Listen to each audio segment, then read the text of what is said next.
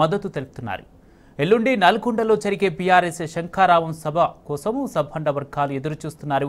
నల్గొండ బహిరంగ సభ కోసం ముమ్మరంగా ఏర్పాట్లు సాగుతున్నాయి. శంఖారావానికి బీఆర్ఎస్ అధినేత కేసీఆర్ హాజరు కానున్నారు. మాజీ మంత్రి ఎమ్మెల్యే జగదీష్ రెడ్డి, ఎంపీ లింగయ్య యాదవ్, మాజీ ఎమ్మెల్యే భూపాల్ రెడ్డి ఏర్పాట్లను పర్యవేక్షిస్తున్నారు. నల్గొండ శంఖారావం కోసం కృష్ణా బేసిన్ అన్నదాతలు సన్నద్ధమవుతున్నారు.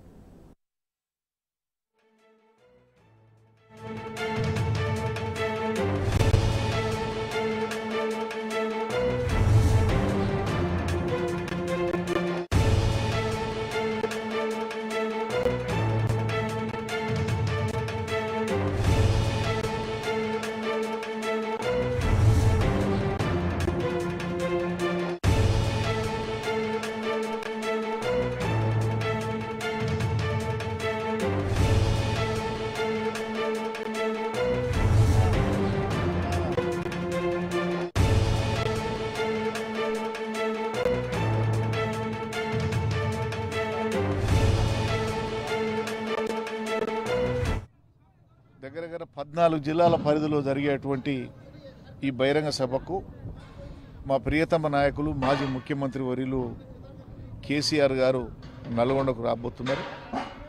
మరి బ్రహ్మాండమైనటువంటి సభ కూడా ఎల్లుండి ఉన్నది. ముఖ్యంగా ఒకటే,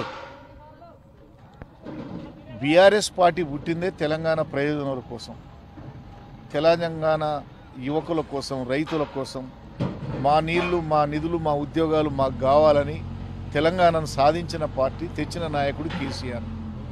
ఇవాళ కాంగ్రెస్ ప్రభుత్వం వచ్చిన తర్వాత ఒక్కొక్కటిగా అన్ని వర్గాలకు కూడా మోసం చేసేటువంటి కార్యక్రమం జరుగుతుంది.